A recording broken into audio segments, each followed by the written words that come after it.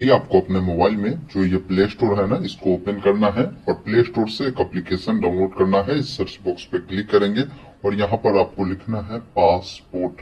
जैसे ही लिखेंगे पासपोर्ट सेवा, ये ऐप आपको देखने को मिलेगा। आप पहला काम करें, इसको इंस्टॉल कर ले। चलिए मैं इस एप्लीकेशन को इंस्टॉल करता हूँ। उसके बाद ये ओपन वाला जो आइकन मिलता है ना, इस पर क्लिक करेंगे। पासपोर्ट सेवा का जो एप्लीकेशन है ये ओपन होगा। देखिए यहाँ से आप बहुत सारी चीज कर सकते हैं। जैसे नया पासपोर्ट के लिए अप्लाई करना है तो यहाँ पर क्लिक करेंगे। इसका स्टेटस देखना है, अपॉइंटमेंट की एबिलिटी देखना है, फी कैलकुलेट करना है, सारा चीज मिलता है। जो आपका सेंटर होता है ना पासपोर्ट ऑफिस का, वो देख सकते हैं। सारा चीज यहाँ पर मिल जाता है। अभी मैं नया पासपोर्ट बनाना बता रहा हूँ, तो अप्लाई फॉर पासपोर्ट सेवा पर आपको क्लिक करना है। और आप पहली बार पासपोर्ट बनाने आए हैं तो यहाँ पर देखिए न्यू टू पासपोर्ट सेवा, नीचे में एक साइन अप का ऑप्शन है, आपको इस पर क्लिक करना होगा। इसमें सबसे पहला चीज है कि आपको पासपोर्ट जो ऑफिस है ना, उसको आपको सिलेक्ट करना होगा। तो यहाँ पर देख लेंगे काफी सारे ऑफिस आपको मिलता है पासपोर्ट ऑफिस के रूप में। आप जो भी पासपोर्ट ऑफिस रखना चाहते हैं उसको चयन करेंगे। बाकी जो भी आपका नाम होगा ना, आप अपना पूरा नाम लिखेंगे। डॉक्यूमेंट के अकॉर्डिंग आपको अपना ईमेल आईडी यहाँ पर लिखना है। फिर यहाँ पर पूछता है कि क्या आप जो है अपने ईमेल आईडी को लॉगिन आईडी बनाना चाहते हैं। तो यहाँ पर आपको इस वाले विकल्प पर क्लिक करना है। फिर यहाँ पर जो भी पासवर्ड आप सेट करना चाहते हैं और पासवर्ड डालेंगे, जिसमें मैं कहूंगा कि एबीसीडी का कोई भी बड़ा अक्षर, कोई भी छोटा अक्षर, कोई भी अंक, कोई भी सिंबल, जैसे @, हो गया, हच हो गया, इस प्रकार का जो है पासवर्ड सेट करेंगे। उसके बाद नीचे में देखिए एक ऑप्शन मिलता है रजिस्टर का, जिस पर आपको क्लिक करना है। फिर आपके ईमेल पर एक ओटीपी गया होगा, उस ओटीपी को यहाँ पर फिल करेंगे और एक ऑप्शन रजिस्टर का मिलेगा, जिस पर क्लिक करेंगे। इस प्रकार आपका जो अकाउंट है वो बन चुका है। एक ऑप्शन मिलता है बैक टू लॉगिन का, जिस पर क्लिक करना है। लॉगिन आईडी आपका जो भी होगा यहाँ पर दर्ज करेंगे। कंटिन्यू वाले विकल्प पर क्लिक करना है। उसके बाद पूछेगा कि आप लॉगिन जो है पासवर्ड के थ्रू होना चाहते हैं या ओटीपी के थ्रू, वो बताएंगे। जैसे पासवर्ड के थ्रू होना है तो पासवर्ड पे टिक रहने देंगे, अपना पासवर्ड डालेंगे। लॉगिन वाले विकल्प पर क्लिक करना है। अब यहाँ पर आपके सामने ये पेज आएगा, जहाँ पर देखिए फ्रेश पासवर्ड बनाना है या आपको पासवर्ड के लिए इशू करना है। तो इसी वाले ऑप्शन के नीचे देखिए चेक नाउ का ऑप्शन बना है, आप इस पर क्लिक करेंगे।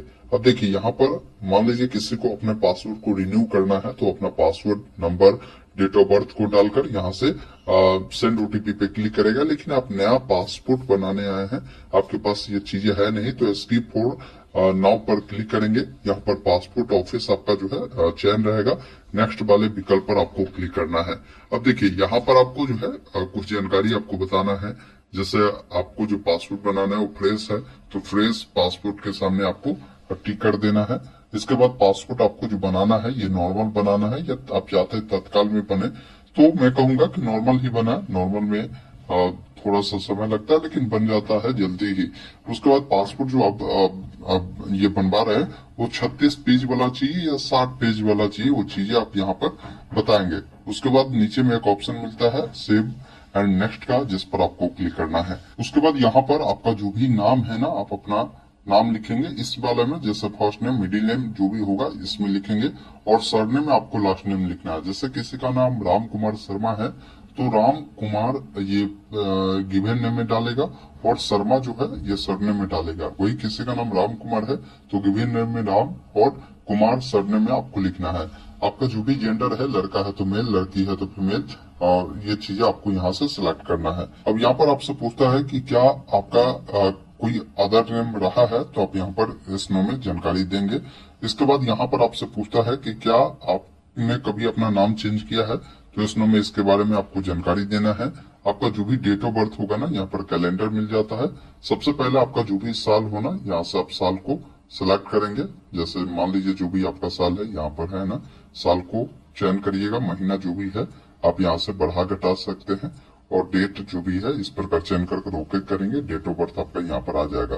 फिर यहाँ पर पूछता है कि आपका जो जन्म है अगर इंडिया से बाहर हुआ है, तो यहाँ पर आप जो है यस करेंगे, नहीं तो नहीं वाले विकल्प पर क्लिक करेंगे। फिर यहाँ पर पूछता है प्लेस ऑफ बर्थ बताए कि आपका जो जन्म हुआ है वो कहाँ हुआ है। मान लीजिए गांव में हुआ, टाउन में हुआ है या सिटी में हुआ, तो उसका जो भी नाम है आप लिख दीजिएगा। जो भी आपका स्टेट पड़ता है ना, आप यहाँ से स्टेट को बताएंगे। उसके अलावा यहाँ पर जो भी आपका डिस्ट्रिक्ट पड़ता है, डिस्ट्रिक्ट की जो जानकारी है आपको देना है। और उसके बाद आपकी शादी हो चुकी है तो मैरिड, अन्यथा अनमैरिड वाले या सिंगल का ऑप्शन है, आप इसको सेलेक्ट करेंगे। फिर यहाँ पर पूछता है सिटीजनशिप में, तो आपको बताना है जैसे सिटीजनशिप आपका, जिसमें आपको ऑप्शन देखिए, सिटीजनशिप में आपको बर्थ मिलता है, यानी आप जन्म से ही भारत के निवासी है तो आपको बर्थ ही सेलेक्ट करना है। उसके बाद अगर आपके पास पैन नंबर है तो आपको यहाँ पर पैन नंबर आपको डालना है। वोटर आईडी कार्ड नंबर है तो यहाँ पर आपको डालना है। फिर पूछता है एम्प्लॉयमेंट टाइप बता, जिससे हो सकता है बहुत सारे लोग गवर्नमेंट जॉब में होते हैं, होम मेकर होते हैं, या अभी नॉट कोई एम्प्लॉय नहीं है तो नॉट एम्प्लॉय भी बता सकते हैं। अगर आप स्टूडेंट है तो स्टूडेंट का भी ऑप्शन है। जो भी आप है उसे आप यहाँ से आप बता सकते हैं। फिर आपको नीचे आना है। फिर यहाँ पर पूछता है यदि आप माइनर अप्लीकेंट है और आपके माता पिता अगर गवर्नमेंट सर्विस में है तो आप एस करेंगे। माइनर वो होता है जिनका उम्र 18 साल से कम होता है, तो ऐसा है तो एस करें, नहीं तो नहीं वाले विकल्प पर आपको क्लिक करना है। अब देखिए यहाँ पर आपसे पूछता है कि आपका एजुकेशनल क्वालिफिकेशन क्या है, उसके बारे में जानकारी दीजिए। जब इस पर आप क्लिक करेंगे ना तो देखिए काफी सारे ऑप्शन है, जैसे हो सकता है आप 10th पास हो, या हो सकता है आप 8वीं पास हो, या 7वीं पास हो, या 10वीं से ऊपर पढ़े हैं तो 10th पास को आपको सेलेक्ट करना है। ये आपको विशेष तौर पर ध्यान रखना है। अब यहीं पर देखिए आपको ये भी पूछेगा कि आप जो है नॉन ईसीआर में आते हैं या ईसीआर में आते हैं। जैसे मेरे केस में ये ऑटोमेटिक देखिए मेरा नॉन ईसीआर यस है। इसका मतलब क्या है कि जो व्यक्ति अगर मान लीजिए पढ़े हैं 10वीं तक तो उनका ऑटोमेटिक ये जो है नॉन ईसीआर में आएगा। अगर आप 10वीं से कम पढ़े हैं तो आपका ऑटोमेटिक यहाँ पर ईसीआर हो जाएगा, ये आप ध्यान रखिएगा। तो ईसीआर वाले का क्या होता है ना कि जो कम पढ़े लिखे होते हैं उन सबको कई बार वो बाहर जाते हैं कमाने, तो अलग अलग प्रकार के काम उनसे कराए जाते हैं, तो उस चीजों के लिए आपसे पूछताछ भी किए जाते हैं कि भाई आप किस पर्पज से जो है इससे बनवा रहे हैं, वो सारी चीजें बताएं। तो ये ध्यान रखिएगा, अगर पढ़े लिखे तो ऑटोमेटिक नॉन ईसीआर एस आपका होगा, नहीं तो आपका नो रहेगा। नीचे आपको आना है, आपके बॉडी में कोई ऐसा निशान हो जो कटा का हो, जला का हो, उसके बारे में आप बताएंगे। आपके पास आधार नंबर है तो आधार नंबर यहाँ पर आपको लिखना है। फिर यहाँ पर एग्री करना है, इस वाले विकल्प पर क्लिक कर और एक ऑप्शन 7 नेक्स्ट का मिलेगा जिस पर क्लिक करना है। अब यहाँ पर देखेंगे ना आपका दो जो डिटेल है कंप्लीट हुआ, फैमिली डिटेल में आ गए। फैमिली डिटेल में आपका जो भी गार्जियन है, गार्जियन का जो भी नाम है यहाँ पर आप लिखेंगे। यहाँ पर फर्स्ट नेम मिडिल नेम लिखेंगे, सरनेम यहाँ पर लिखेंगे। माता जी का जो भी फर्स्ट नेम मिडिल नेम है इस बॉक्स में, और सरनेम यहाँ पर लिखेंगे। कोई आपका लीगल गार्जियन है तो उनका नाम आप यहाँ पर दे सकते हैं। उसके बाद नीचे में एक ऑप्शन मिलता है सेव एंड नेक्स्ट का, जिस पर क्लिक करना है। अब आप अगले स्टेप में आते हैं जहाँ पर एड्रेस के बारे में जानकारी देना है। अब यहाँ पर आपसे पूछता है कि आपका जो प्रेजेंट एड्रेस है आउट ऑफ इंडिया है या नहीं इंडिया से बाहर है तो इस करें, नहीं तो नहीं वाले विकल्प पर क्लिक करेंगे। जो भी आपका हाउस नंबर या आपका जो भी गली का नाम होगा आप लिखेंगे, विलेज या टाउन या सिटी का नाम लिखेंगे, पिन कोड लिखेंगे, अपना स्टेट बताएंगे, डिस्ट्रिक्ट बताएंगे, पुलिस स्टेशन बताएंगे, और यहाँ पर आपको मोबाइल नंबर बताना है विदाउट कंट्री कोड के साथ। ये ध्यान रखिएगा। टेलीफोन नंबर है तो आप दे सकते हैं, अपना ईमेल आईडी देंगे। अगर आपका जो है प्रेजेंट एड्रेस परमानेंट एड्रेस अगर मान लीजिए दोनों समान है तो यहाँ पर आप बता सकते हैं, एस करेंगे अगर आपके पास अवेलेबल है तो, नहीं तो नो करेंगे।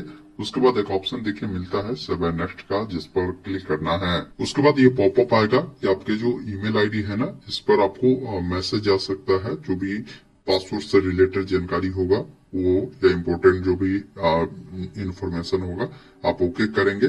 फिर आप आते हैं इमरजेंसी कॉन्टेक्ट डिटेल में। देखिए यहाँ पर क्या है ना कि इमरजेंसी में आप किनका जानकारी देना चाहते हैं उनका नाम और साथ में एड्रेस जो है आप लिखेंगे। जो भी मोबाइल नंबर है लिखेंगे, ईमेल आईडी देना चाहे तो दे सकते हैं। उसके बाद सेव एंड नेक्स्ट पर क्लिक करना है। अब यहाँ पर देखिए प्रीवियस पासपोर्ट से रिलेटेड जानकारी पूछता है। यहाँ पर आपसे पूछता है कि आप पहले से हो सकता है पासपोर्ट आपके पास हो तो आप यहाँ पर बता सकते हैं इसमें। फिर पूछता है नौकरी के दौरान अगर आपने जो है पासपोर्ट अगर लिया था तो वो जानकारी आप बताएंगे। उसके बाद यहाँ पर आपसे पूछता है कि यदि आपने पासपोर्ट के लिए अप्लाई किया हो और पासपोर्ट आपका इशू नहीं हुआ हो, ऐसा है तो आप बताएं, नहीं तो नो वाले विकल्प पर क्लिक कर सेव एंड नेक्स्ट पर क्लिक करना है। अब यहाँ पर आपसे पूछता है कि यदि आपने कभी भी पासपोर्ट लिया था और उसे सिलेंडर अगर आपने किया है तो यहाँ पर आप बता सकते हैं यस नो में। उसके बाद अगर आपने मान लीजिए जॉब के दौरान अपना पासपोर्ट बनाया था और उससे सिलेंडर किया था, तो उसके बारे में बताएंगे। यदि आपने पासपोर्ट के लिए अप्लाई किया था लेकिन आपको पासपोर्ट इशू नहीं हुआ हो, ऐसा है तो आप बताएं, नहीं तो नो वाले विकल्प पर क्लिक कर सेव एंड नेक्स्ट पर क्लिक करना है। अब यहाँ पर आपसे पूछता है कि यदि आपने कभी भी पासपोर्ट लिया था और उसे सिलेंडर अगर आपने किया है तो यहाँ पर आप बता सकते हैं यस नो में। उसके बाद अगर आपने मान लीजिए जॉब के दौरान अपना पासपोर्ट बनाया था और उससे सिलेंडर किया था, तो उसके बारे में बताएंगे।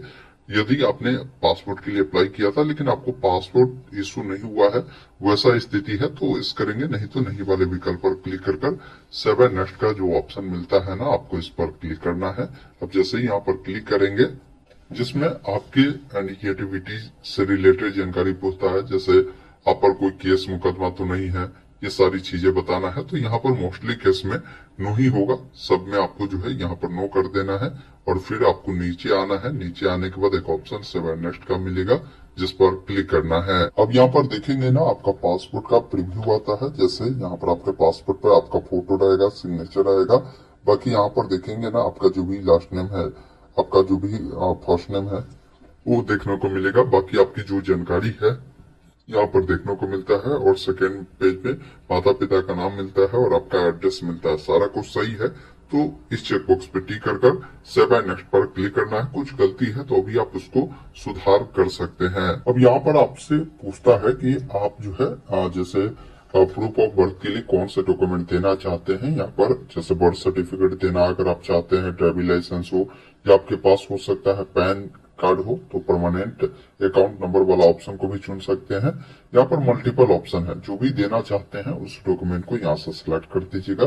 अगर आप डिजी लॉकर से चाहते हैं एक्सेस देना तो वो भी दे सकते हैं, लेकिन डिजी लॉकर में अगर मान लीजिए आपकी जानकारी मैच नहीं खा रहा तो यहाँ से नहीं दीजिए, आप डायरेक्ट यहाँ से ऑप्शन को सेलेक्ट कर दीजिए। और इसके अलावा प्रेजेंट रेसिडेंट जो एड्रेस आपने चुना है, इसके प्रूफ के लिए जो डॉक्यूमेंट देना चाहते हैं कौन सा देंगे, उस डॉक्यूमेंट को यहाँ से आपको सिलेक्ट कर देना है। फिर आपको नीचे आना है, आई एग्री करना है। फॉर्म कहाँ से आप भर रहे हैं उस पैलेस का जो भी नाम है आपको यहाँ पर लिख देना है। फिर डेट आपको देखने को मिलता है, यहाँ से इस जानकारी को आपको सेव कर लेना है। और फिर देखिए, अभी भी आप चाहते हैं प्रीव्यू देखना तो प्रीव्यू का ऑप्शन है, आप प्रीव्यू करें, नहीं तो सबमिट वाले जो विकल्प मिलता है जिस पर क्लिक करें। इस प्रकार देखेंगे ना, आपका जो एप्लीकेशन है वो सबमिट होता है। आपको एक रेफरेंस नंबर मिलता है, उसको नोट कर ले। अगर आप चाहते हैं इसका अगर प्रिंट लेना तो प्रिंट एप्लीकेशन रिसिप्ट पे क्लिक कर आप इसका जो प्रिंट है आप ले सकते हैं। अगर मान लीजिए अब आपको पेमेंट अगर इसका करना है तो यहाँ पर ऑप्शन है पे एंड शेड्यूल अपॉइंटमेंट का, जिस पर आपको क्लिक करना है। जैसे ही आप यहाँ पर क्लिक करेंगे तो आपको जो पासपोर्ट ऑफिस है ना, जहाँ पर आप डॉक्यूमेंट वेरिफिकेशन करवाना चाहते हैं, वो आप ऑफिस चयन करेंगे। पासपोर्ट ऑफिस हर जिला में हो चुका है, कोशिश करें आप अपने जिला का ही सिलेक्शन करें और ओके वाले विकल्प पर क्लिक करें। अब जब आप सिलेक्शन करते हैं ना, तो फिर आपको बताना है कि किस डेट को आप चाहते हैं वेरिफिकेशन करवाने जाना और किस एड्रेस पर जाना होगा, वो एड्रेस भी बता देगा, वो ध्यान रखिएगा। तो डेट आप अपने अकॉर्डिंग ले सकते हैं। जहां पर ये ग्रीन है ना, मतलब उस डेट को आप जा सकते हैं, ये अवेलेबल डेट है। उस डेट को मैं यहाँ से सिलेक्ट करता हूँ। फिर आपको नीचे स्क्रॉल कर आना है, यहाँ पर एक ऑप्शन मिलता है बुक अपॉइंटमेंट का, जिस पर क्लिक कर ओके वाले विकल्प पर आपको क्लिक करना है। अब देखिए, इसका जो भी पेमेंट है ना, पेमेंट देखने को मिलता है 1500 रुपया पेमेंट लगता है। आपको ये पेमेंट करना है, जिसके लिए नीचे आकर पे ऑनलाइन वाले विकल्प पर क्लिक करेंगे। देखिए, पेमेंट करने का कई प्रकार का माध्यम है। आप चाहते हैं नेट बैंकिंग से करना या अदर बैंक के नेट बैंकिंग से करना या डेबिट कार्ड क्रेडिट कार्ड से करना चाहते हैं। नीचे में यूपीआई का भी ऑप्शन है, इससे करना चाहते हैं तो यूपीआई को चुनकर नीचे में देखिए क्यूआर कोड से चाहते हैं तो क्यूआर कोड को सिलेक्ट करेंगे। नीचे जब आप आएंगे ना, तो आपको ये क्यूआर कोड आ जाएगा, इसको स्कैन कर आप पेमेंट करेंगे। पेमेंट करने के बाद, पेमेंट प्रक्रिया पूरा होने के बाद, एक जो आपका ये अपॉइंटमेंट स्लिप है वो देखने को मिलेगा, इसको प्रिंट कर रख लेंगे। साथ में जो डेट आपने चुना है उस डेट का जो भी टाइमिंग आपको इस स्लॉट पर दिखा रहा होगा, उसी टाइमिंग में पासपोर्ट ऑफिस जाकर जो भी डॉक्यूमेंट आपने जिस चीजों के लिए, जैसे एड्रेस प्रूफ के लिए दिया होगा, डेट ऑफ बर्थ प्रूफ के लिए दिया होगा, तो उसको ओरिजिनल के साथ फोटोकॉपी भी ले जाना है और इसका प्रिंट भी आपको लेकर आपको पासपोर्ट ऑफिस में जाकर वेरीफाई करवा लेना।